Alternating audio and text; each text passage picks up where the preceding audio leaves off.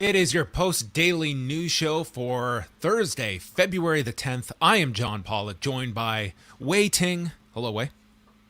Hey, John, how you doing? I'm doing ready. I'm doing ready. You're doing ready. Okay, I'm that's doing a new one. ready. Yes, It's yes. new slang. Yeah, I'm doing ready. Hello to everybody joining us live across the world. Your favorite 1 p.m. Eastern exact start time daily news show of the pro wrestling variety, featuring two individuals from Toronto, Ontario, one of whom is wearing a Golden Lovers hat. That is our qualifier. And the other wearing purple plaid. Yeah. This is You pull off the purple plaid pretty well. That's a very bold choice, I have to say. Come at me. Look. I think it looks good. Yeah, thank you, Wai. That makes one. Yeah. Hey, we don't do this often, but I want to say hello to some of the people in the YouTube chat right now. Carl from the UK, Sam, Ron, Stefan, John Pine is here. Stefan's here? Stefan Kyle Gosign is here. Of Wow. course he is. The one and only. Ramen No Broth is here. Ramen, Karen no broth. I mean, what other way do you have ramen? with broth. You always have ramen with broth. No. That's lo no. mein. He's No talking broth. No broth. about. Okay, well, Karen Peterson, the one and only, is here. Jordan Goodman is here. Thomas, Vivis. I can go on and on, but basically, I bet there is more than one Karen Peterson in the world, but we are joined by the greatest Karen Peterson. most likely, yeah. So, Are there any welcome, other everybody. famous Wai Tings that you're aware of? Like any notable Wai Tings? I don't know if there's notable people with the same name as me, but I mean it does exist, and like a quick Facebook search. Most people spell it WEI though, so Yeah. they know better than to face a lifetime of incessant puns. I don't know if I'm at the top of the list of John Pollocks, because in the past there's an author by the name of John Pollock that actually wrote a biography on Billy Graham, the evangelist, not the former WWF champion. That I actually just bought the book just because of my vanity of buying a book that had my name on it. Okay, but you know what though? The only thing that matters is who shows up first in the Google search results, and that is you, John. Is that tailored towards you though?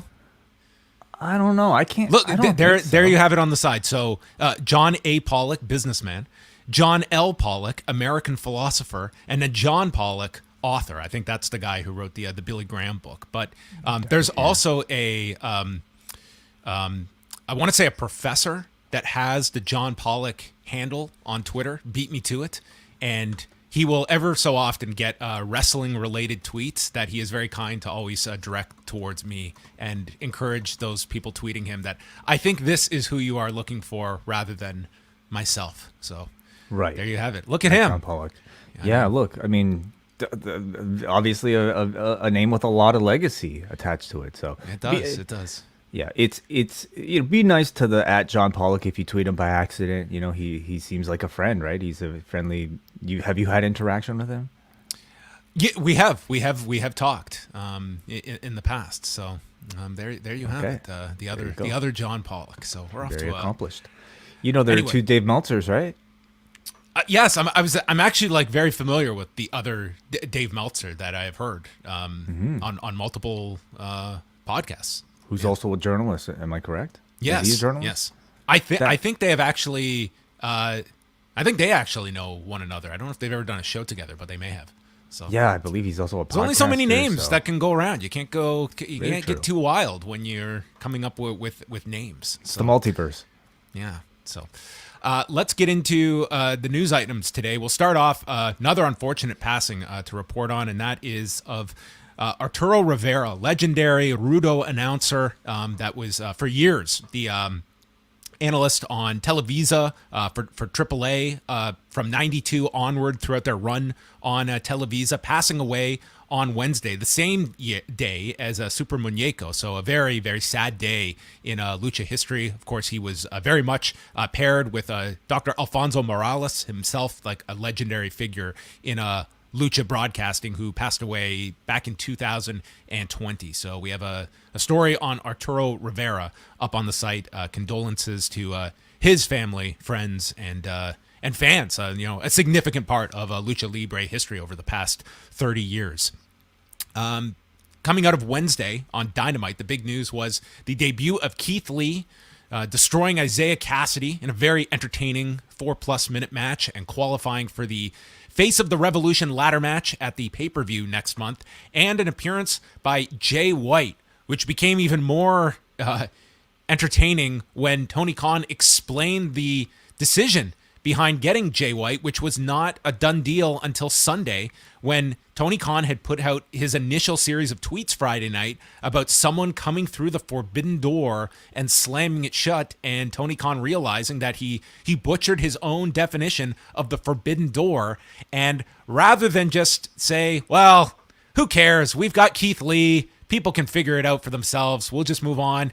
He went out of his way to get someone that would qualify for this misinterpretation of the definition so that he could satisfy what he had promoted in advance. And I found that to be remarkable. There's the message from Tony Khan. I didn't secure Jay White until Sunday.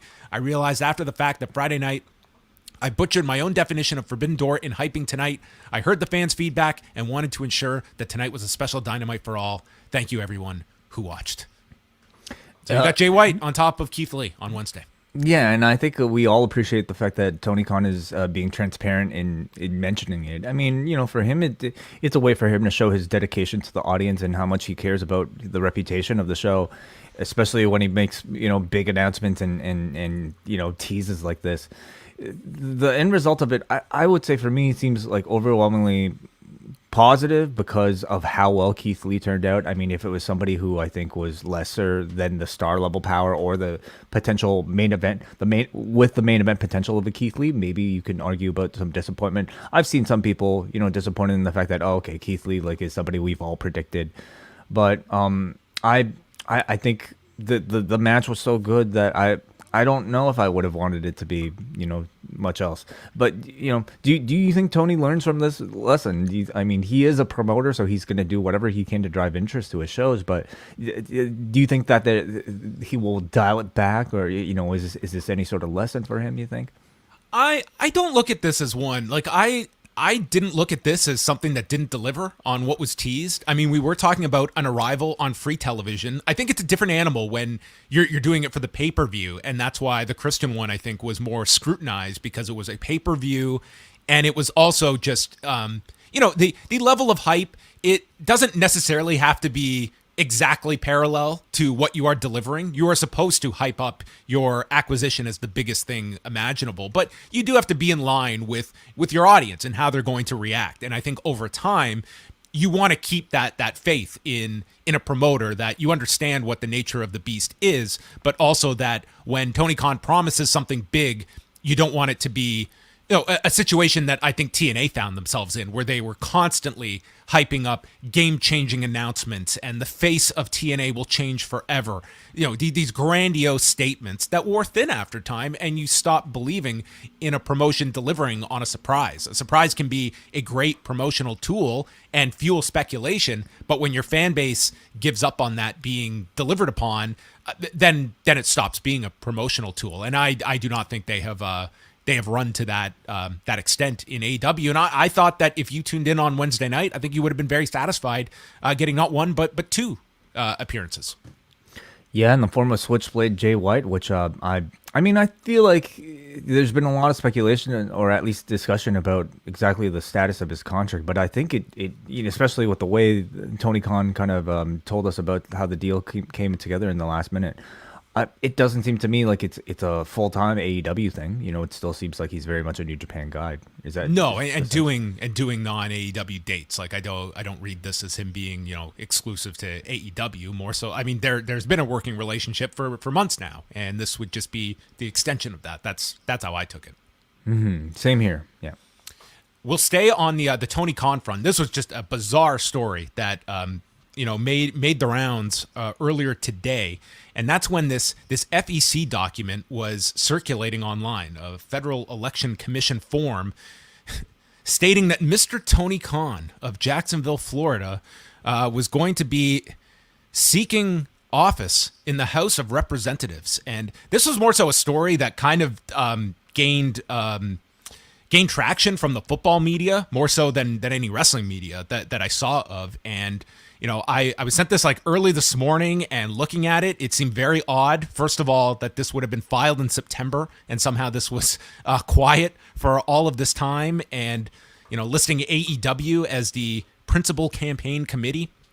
And I was quickly told by another reporter I was speaking with that at least one person in AEW had heard none of this, and I was very hesitant about the legitimacy of this. And Tony Khan, the fact it was not true, I assumed Tony Khan would have addressed it, and he did, stating, pretty much ripping Pro Football Talk, which I guess was the first outlet to report this, and working in a Tony Khan signature response here, refuting that this is any kind of legitimate story, and stating, "I'm definitely not running for Congress.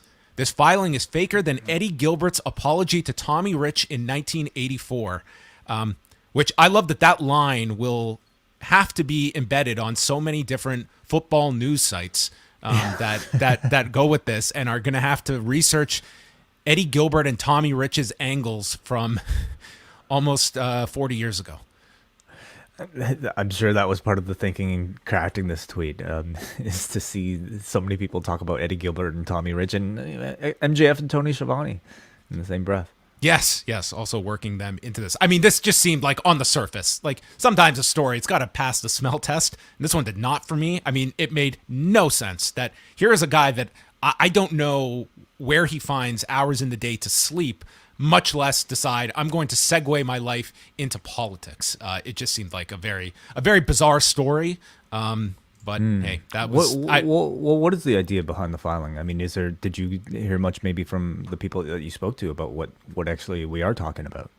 I mean, I can't say for certain that this is just like a completely like falsified form, but it was called out as fake by Tony Khan that he filed this, and I guess that was the extent of it. But obviously there's more to it. Like how did this even get out there, and why did this even exist? Even though, I mean, there are some red flags just in scanning the form that's out there. Tony, I think has been a very interesting character, just as much for his tweets as really anything else. And do you find it curious that he chose to respond to something here that clearly referenced him as the son of Jaguars owner Shad Khan, but he chose to respond with complete wrestling tweets? Like, he's chose, like, it seems like, among all of his ventures, and of course I'm not a soccer fan, I'm not a football fan, so I can't really say how big of a presence he has for those things, but it feels like AEW and wrestling for him is his principal identity, at least, via a tweet like this. Yeah, that's interesting. I mean, this is a tweet that, again, this was more so a story covered by football media today. And the response was like, if you're a football reporter, you just have no idea what he's talking about here with Eddie Gilbert and Tommy Rich. But yeah, I mean, he made this, he much like he sees Twitter, obviously, as a promotional tool first and foremost. And that knowing that a response like this is going to get a lot of quote tweets, and he's going to work in AEW plugs into it. And that's, I think, his primary focus is directing people to AEW, and that, in the stories that follow out of this, it's AEW's Tony Khan, and embedding this particular tweet where it is AEW centric. So yeah, I would take that kind of conclusion from it. I'm curious how, maybe the Fulham fans might feel about it, or Jaguar fans feel about it. I mean, his reputation in those circles is always fascinating to me. Maybe he drafted multiple tweets and had a Fulham specific response, a Jaguars specific one. Mm-hmm. Maybe he had a few and decided, you know what, today's an Eddie Gilbert response day for one Tony Khan. But yeah, that was just an odd story today. Over to NXT 2.0 we go. We chatted about some of the highs and lows of the show on yesterday's daily news show, and we now have the numbers. And it was a given that they were going to be hurt, being moved to Syfy and going up against the Olympics. But it was a big hit that NXT 2.0 took, averaging 400,000 viewers, 97,000, a 0.07 in the 18 to 49 demographic. So I compared the percentages of what was Raw's drop moving to moving to Syfy on Monday versus their average in January, and then looking at NXT's percentage drop. So instead of looking at total viewers and what they lost, just at a percentage. So Raw was down 19.5% in viewership from their January average, 18.5% in the demo. Compared to NXT's last 5 shows on USA, they fell 36% in viewership, 45.5% in the 18 to 49 demo. So NXT was hit significantly harder. And a more interesting comparison, because we do not have the benefit of an easy comparison for Raw, but last summer we had 2 taped episodes of NXT airing on Syfy and going against the Summer Olympics, which are going to be heavier competition than the Winter Olympics. And they were down 23% in viewers and 32% in 18 to 49 compared to those 2 shows last August that we're talking about, which were going against the Olympics. So, they got thrashed on Tuesday. We knew it was going to be a big hit that they took, but it was huge. It was a huge drop that they had. Yeah, and of course, those prior ratings, we were talking about the black and gold era. And yes. This seemed to be maybe further indication that, okay, people might be in the habit of tuning in, at least the audience that NXT still has, they're in the habit of tuning in on the USA Network at this specific time. But any other inconvenience that you're going to throw in between that routine, forget it. I'm watching the Olympics, I'm watching nothing instead. So these are, pretty staggering differences. Yeah. So with just a disastrous number for NXT 2.0 in the US, Canadian viewership only fell 9%, 61,000 viewers. So you know what? Well, Canadians held on a little more than Americans did. Nor was it preempted from its usual place, was it? No, you're right. Yeah, same network.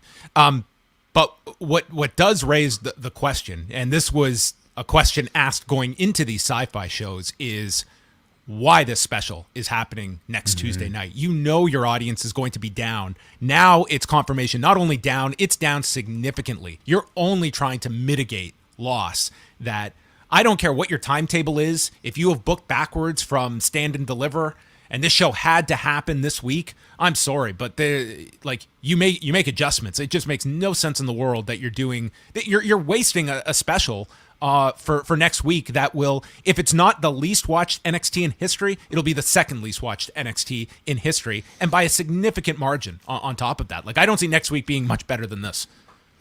I totally agree, yeah. In hindsight, maybe a better idea to come back to the USA Network with a special. Certainly. But I could only imagine that there may be sticklers for sticking to the same pay-per-view schedule that the main roster is on. Maybe there's some sort of, internal, all hands on deck type of thing that they wanted to get. Ultimately, we're talking about, a show that is as much for ratings as it is for experience for the talent that's there. So maybe it was the timing. I don't know. I'm only speculating. We'll continue on and look at some other stories, and I wanted to chat a bit about Disney held their earnings call on Wednesday, and just to get a sense of where ESPN Plus is. We talked about Peacock last week, so just to get a sense, Disney.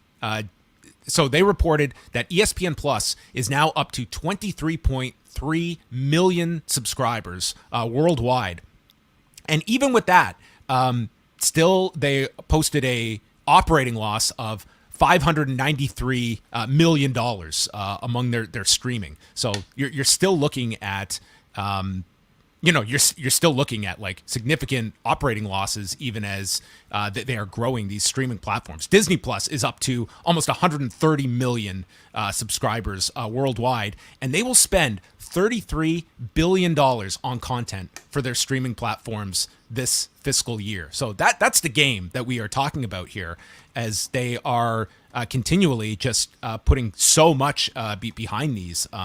Those are just staggering figures when you kind of take a step back and realize this was the landscape the WWE Network was looking at trying to carve a piece out of. They 1000% made the right call. We are just going to license our content out. We are not going to be at the level of a Peacock, of an ESPN Plus, of a Netflix. Like there's going to be, I think, several years from now, we're going to have much like we're going to have our couple of pillars of streaming services that are going to exist, and a WWE. And UFC. I think we don't talk enough about what UFC is going to get when their next round of negotiations occur, because I would say they are a gigantic get for anybody. They have been as responsible as anyone for ESPN Plus's growth on top of this. Yeah, if you're a content creator, if you're a sports content creator with any sort of notoriety, I mean, you're really riding a wave right now, and WWE, I think, managed to pivot really at the best time. The alternative of trying to charge $9.99 a month when you're trying to compete with a Disney Plus that's charging a bit less than that, and cramming in way more valuable content that people may tune in to is I think nearly impossible right now. So the streaming platforms, I think there's still value, but like I'm thinking they're heading more towards the niche products. Like if you're New Japan Pro Wrestling, but even if you are New Japan Pro Wrestling, you're asking people for 9.99 yen, and you're ultimately having to go up against the value that these giants are providing. It's going to be a bit more of a difficult landscape. Do you see maybe the smaller companies out there looking towards any sort of bundle deals that they can sell to a bigger programmer? I think that's what we were going to see with like the George Barrios, Michelle Wilson of the WWE Network was creating that tiered version of the network where you would get your Progress and ICW and put some of the other companies onto your streaming platform, and that those plans obviously were thrown out the window. You still have Progress on the network. They're still putting shows up there, but they're not a big part of.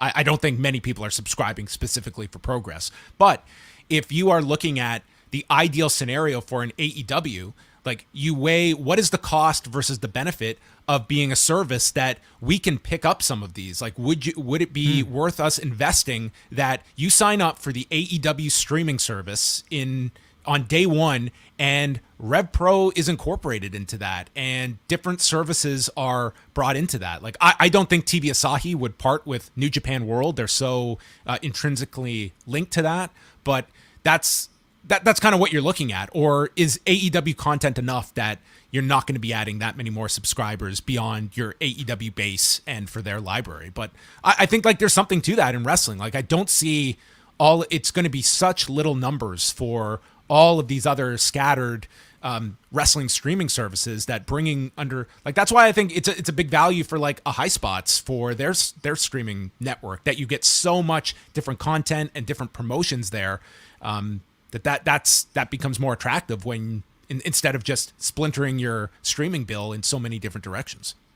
No, there's going to be a lot of competition. Are you at the point now where your cable bill is matching, or at least like, I guess because you still have cable, so it's not really the same. But I know for a lot of people, myself included, my streaming bill is coming close to what my cable bill used to be. So, but I'm also watching things a bit more than maybe I was back then. Yeah, I'm trying to think now. So I have WWE Network, I have Fight Pass, I have New Japan World, I have Wrestle Universe, I'm trying to think. And are you including Netflix and Disney and all this other stuff?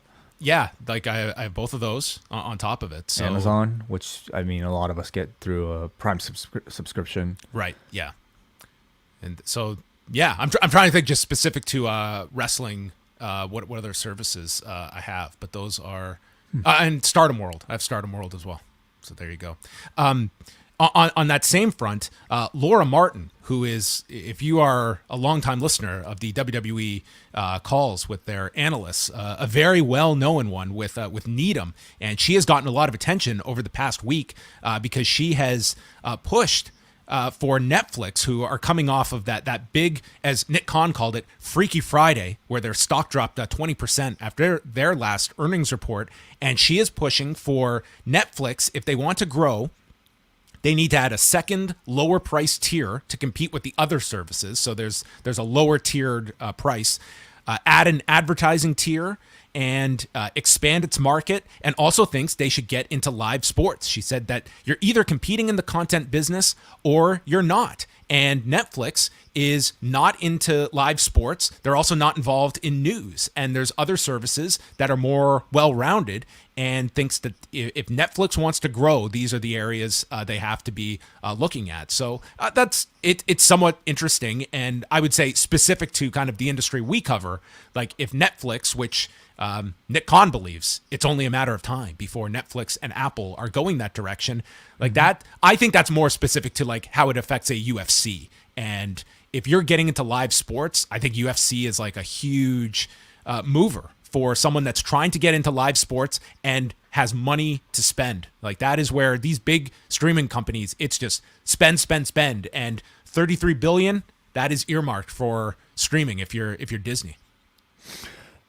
Certainly, absolutely. I mean, you're talking about combat sports where people are used to paying an X amount. You know, you've conditioned your audience that this stuff is worth this much, as opposed to maybe football or baseball or, you know, other sports where we all watch for free on TV. But, you know, I mean, don't you think it trickles down to the professional wrestling leagues out there that people are talking about as well? For WWE, certainly. AEW, I think like that's... I think AEW will be somewhat in this mix in terms of it's not a question to me of how much AEW gets, or sorry, not that they will not get an increase. It's just how much of an increase will they get, and beyond that, like these next rounds of negotiations, like when do these streaming giants look at the idea of buying outright versus licensing? Like it would, like for an ESPN of what they have spent on UFC. I would think it would be looking at the idea of like, how much would it cost to just buy these outright, and we don't have to continue to go through these escalating rights fees every 5 to 6 years. And I'm sure that comes up in all of it. And the other idea of, you know, when we're talking about 2024, when these Raw and SmackDown rights are up, the idea of a streaming service wanting exclusivity on a Raw or SmackDown, like would the money be worth it? If it's such a high number that WWE would be willing to go to, in theory, a lesser number of viewers that you're accessible to, but the money is just, you can't walk away from. If SmackDown is getting $205 million a year and a Netflix wants to make a jump, and or Peacock for that matter, and they're willing to double SmackDown rights to put it on their streaming service, like that's kind of the calculus you're making of maybe less viewers, but the revenue is just so rich you cannot say no to it. Yeah, these are all really interesting questions. There are many ways to kind of slice that pie, and the pie looks like it's just going to get bigger for all these companies. Yes, certainly the biggest stories to follow are all of these rights negotiations, and I certainly throw UFC in there because I think that's the one with like the strongest track record of these last 5 years in terms of building a giant streaming service in ESPN Plus. Impact tonight will see a friendly matchup between Mickie James and Chelsea Green. Matt Taven and Mike Bennett taking on Rich Swann and Willie Mack. Deonna Purrazzo will hold a open challenge for either the ROH Women's title or the Reina de Reinas Championship. W. Morrissey versus Brian Myers. And before the Impact, we'll see Alicia take on Lady Frost. That is coming up tonight. And New Japan also has a show, a semi-big show on Friday in Sendai, which is interesting because the top 3 matches are, these are our top 3. So Master Wato is challenging El Desperado for the junior heavyweight title. Yo and Sho are having a rematch from Wrestle Kingdom. And then the third top match, Gedo versus Tiger Mask.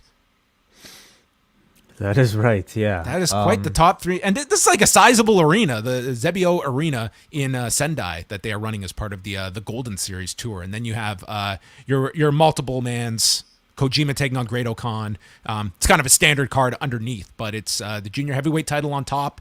And Yo and Sho, I mean, you know, they had a fine match at Wrestle Kingdom, but I think a little disappointing to some. And then, Gedo and Tiger Mask for whatever reason. And the next chapter of Evil versus, I guess we're getting some interaction between Evil and Tomohiro Ishii here. But yeah, it's, oh man, the issues with New Japan don't seem to be getting that much better, at least in terms of the level of star power that's available to them. I think something you can say is that they're they really do respect the idea of having your championship matches at the very end, because even if it's Master Wato versus El Desperado as your headliner, I mean, that's going to be the main event ahead of a Hiroshi Tanahashi or a Kazuchika Okada match. So I don't know how much interest there's going to be for this one. Yes. Yeah. Sunday's show is the rematch between Ishii and Evil, which was dreadful at Wrestle Kingdom. And the main event is Okada and Tanahashi against Tetsuya Naito and Sonata. So that's what's coming up this weekend for New Japan Pro Wrestling. Wai and I are going to be back on Friday. We will have our regular daily news show live at 1. And Phil Chairtalk will be stopping by as we chat a little bit about UFC 271 this weekend in Houston, Texas. Israel Adesanya and Robert Whittaker for the middleweight championship. Wai has been weighing. He's been going back and forth all week. He told me Adesanya, and now he's feeling Whittaker. He's just going back and forth. I've been chatting with your dentist. Mm-hmm. Yes. Yeah. We just got that. We have a few super chats here, courtesy of Sam Banks, who sends a $2 super chat. Says audio's great. Keep up the awesome work. Thank you very much for the audio check, Sam Banks. Always appreciate it when people can. Now, do you think he means like the dialogue that we are providing, or just the sound levels are nice? Probably the levels, which I've been asking the people in the chat room to help me with, because on StreamYard, I just, it's hard for me to tell. Okay. And then, of course, Brandon from New Jersey, who was in attendance at last night's Dynamite, says, James Harden is a Sixer. Let's fucking go. That's what you assume that means. Maybe he means Lego for gentlemen. Lego for gentlemen. Okay. I'm down with that too. It's like an adult version of Lego for the more sophisticated collector like yourself. Thank you very much, Brandon, for the super chat. Any thoughts? Is this news? Is this a big story? James Harden in a Philadelphia 76er? The wrong person to ask. Okay. All right. Well, congratulations to all of you. I'm a Ben Simmons guy. Right. Sure. Me too. Okay. Thoughts on Jerry Stackhouse? No. He's just lovely. Lovely man, I think. That was my first basketball jersey. My first basketball jersey was Jerry Stackhouse. Was Jerry Stackhouse. Okay. Do you think we will see Israel Adesanya move up to fight at light heavyweight this year? No, I do not. I don't disqualify Adesanya going back to 205 at some point, but the move up when he took on Jan Blachowicz, I think you really have to reconsider moving up in weight and doing it in the right way. Adesanya didn't put up on really any weight when he fought Jan Blachowicz, and size was a big factor in that fight that resulted in Blachowicz winning. But not this year. I think Adesanya sticks at middleweight. He's got this fight on Saturday, which is hardly a foregone conclusion that Adesanya retains this championship. He, like Robert Whittaker, is the clear-cut number 2 middleweight in the world against Adesanya, and he could very well win this fight, which could set up a third fight. And even with the win, I think he's sticking around and would likely fight either Jared Cannonier or Derek Brunson, who are also fighting on Saturday. So you should have that scenario where the two winners coming out of Saturday could be matched up against one another, unless circumstances dictate something coming out of the main event. And thank you very much, Jake from the Windy City, for that $5 super chat for that question. And that wraps us up today, John. Yes, more UFC 271 chatter on Friday, as well as whatever other headlines are happening. And Friday night, we are live at 11:15 p.m. Eastern Time. It's the time of the week where all members of the Post Wrestling Cafe get together for our thoughts on SmackDown and Rampage, and then we open up the calls. It's always a wild time, hearing from so many people. Brandon from New Jersey is in a truck somewhere in the middle of nowhere with one bar on his cell phone, calling in to share God knows what, but it's always a highlight of our week. He might be in a bar with one bar. He could be, yes. We get so many stories from him, how his family's doing. The latest with Simon. Lots of stuff. I hope to actually hear from him again on Friday, because he was actually in attendance, of course, for Rampage. So we had a few. Live report. Brian was there. Yes. Brandon from New Jersey.